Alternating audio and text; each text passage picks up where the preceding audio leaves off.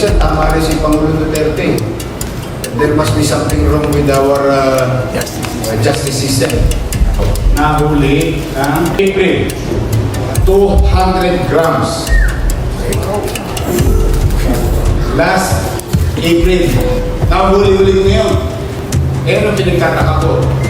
Eh, ba't kami nahuli-huli? Diba? There must be something wrong. Nakakalabas. Hindi alam na nagbebenta siya, droga, illegal eh. Alam mo ba illegal ang droga? Yan yung magandang tanong. Hindi mo rin alam. This is drugs.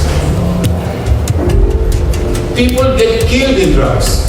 Families are destroyed because of drugs.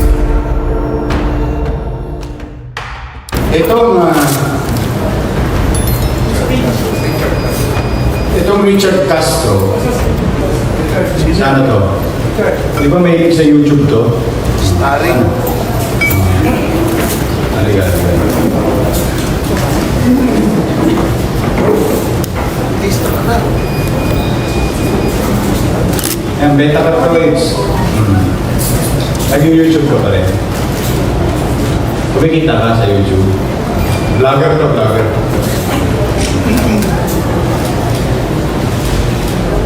Ang nakakalungkot, itong Richard Castro nahuli ng April. 200 grams. Last April. Shabu, sir. Shabu. Grab. Push-ups. Eh, ano pinagtataka ko? Eh, ba't kami nahuli-huli? Sa Binondo, mga 29. Di ba magtataka ka? Nahuli ng April, Ayan naman. nahuli-huli ko ngayon. Sabi, paano nakalaya to? Nakapagpiyasa to. Eh, no bail na yun, 200 grams. There must be something wrong. Kaya meron. There must be something wrong with our system. Paano to? Ano, na-refy? Na-refy ka, Brad? Teka lang. Bigyan mo yung microphone. Paano nakalaya to is? Hindi, paano nakalabas?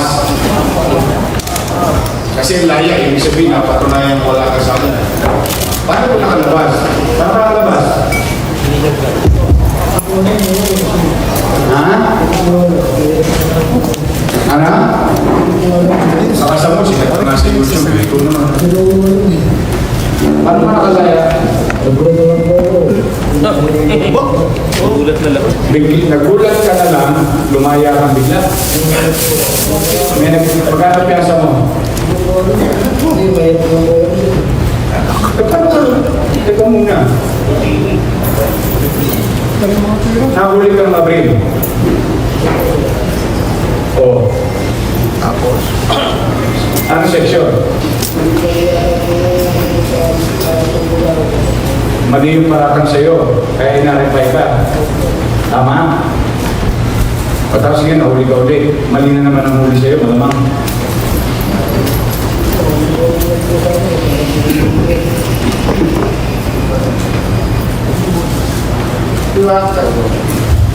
There must be something wrong. Mayor, ano po nakalagay sa records ng police? Bakit po siya nakalaya? Inakwit po ba siya ng prosecutor or nag-order?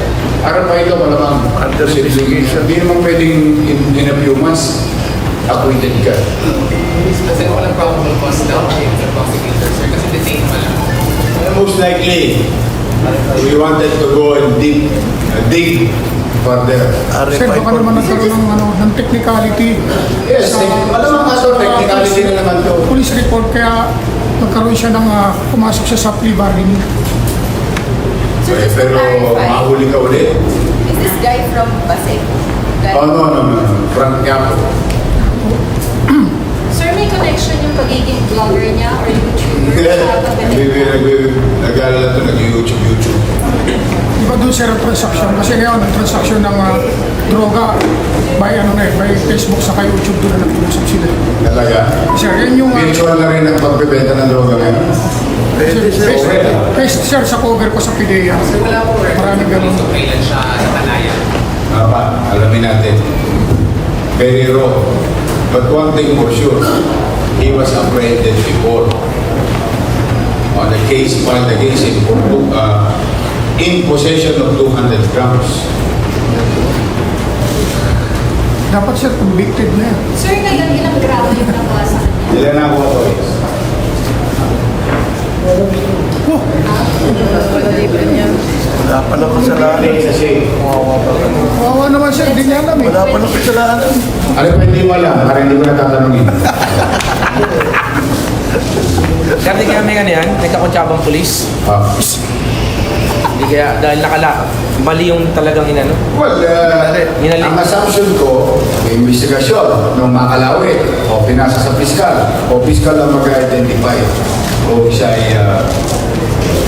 i-RFI o tutuluyan. Kasi this is supposed to be non-bail and I have to know the real story of this because this should not be happening. Why? O di pinalaya mo. Bawal lang. Di magkakaroon na naman ng dibdib yan. Balik ulit. Tatapang. That they can get away with the law. Or if, I don't know how. So sunod yan, babalikan niya yung lespo. O yung pobreng lespo, o naglalakad mag-isa, off duty, Hindi na rin. if they can sell 200 grams, limasin ko rin ang ano ngayon, riding in tandem. 5 bulig lang. Pinatalo na. O di kawawa naman yung pulis ko. Tama ba? Kaya it doesn't make sense eh. It doesn't make sense. Kaya minsan tama rin si Pangulo Duterte. That there must be something wrong with our justice system. And then we'll dig deeper. Because this is Manila. This is the capital of the country. Pag iniisip-isip ko minsan eh, hindi ko mukhang isipin bakit nagkagagan. Mayor, natanong niyo ba sa piskal o sa judge? Alamin natin. Kung ano yung naging ano niya, kaya siya na-release. Basihan. Alamin natin, hindi rin niya alam eh. Wala nang alam eh. Hindi rin niya alam na nagbebenta siya droga, illegal eh. Alam mo ba illegal ang droga? Yan yung magandang tanong. Hindi mo rin alam. Alam mo, hindi. Alam. Eh, ba't mo ginagawa? Oh, anyway, yes, siya. Nalalapit na po yung deadline yung for Paseco. Hindi po ba, like, yung case na yan namin, RFI, hindi po ba napasayang na yung effort ng police dahil nga sa nangyayari po na ganyan? Well, we should not lose hope. True, sometimes it frustrates them. Sometimes it frustrates politicians in implementing this type or resolving this type of problems. But I will not. I will not. It's either magsawa sila para tumigil o magsawa kami para tumigil din. Eh hindi ako magsasawa. Ito naman bagay lang yan. Tumigil sila o umalis sila sa Maynila. Yes, Tina. Sir, kasama doon sa directive niyo last week, yung sa illegal guns doon sa Paseco. Yes.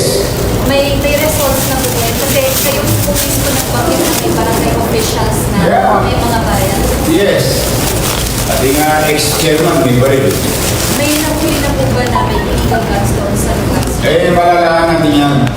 Basta they are not welcome in Paseco. Drugs and guns are not welcome in Paseco. So yung 9 na taga-Paseco, pwede po makunan sila ng specific. Alin po sila dyan? Yung 9. Paseco na. Siya, talikod nyo lang, yun ay harap. Taga-Paseco. Tatas naman. Lapit kayo rito sa... Lapit ang konti sir. Lapit kayo. Konti. Iwalay kayo sa ano, sa mga itik. Yung mga bibi, iwalay sa itik. Taas ka ba yata? Yung pulis na binigyan ng award.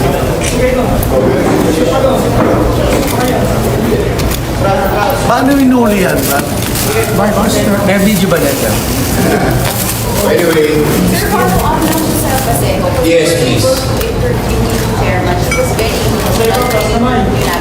she was very emotional about Iyak what? siya. Iyak, sir. Tinatanong niya bakit daw gusto ni single out. At the same time, they're denying your claim na may mga baril sila. Wala daw. They can always they deny nga that there is a garbage, Smoky Mountain garbage in Paseco.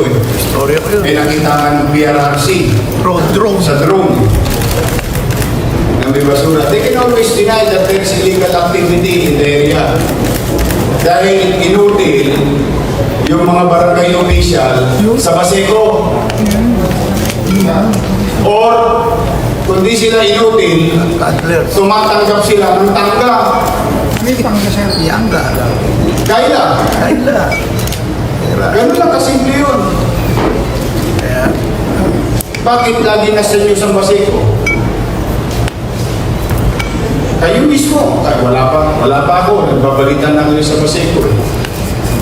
Now, if they are not doing their job, there is no point for them to be barangay official. They should resign.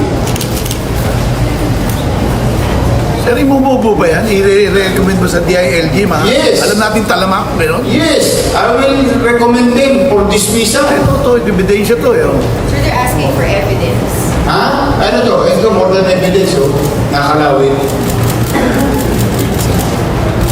So, drugs existing in your barangay without cooperating to the authorities, and you were well informed by memo, by rules, or even by law.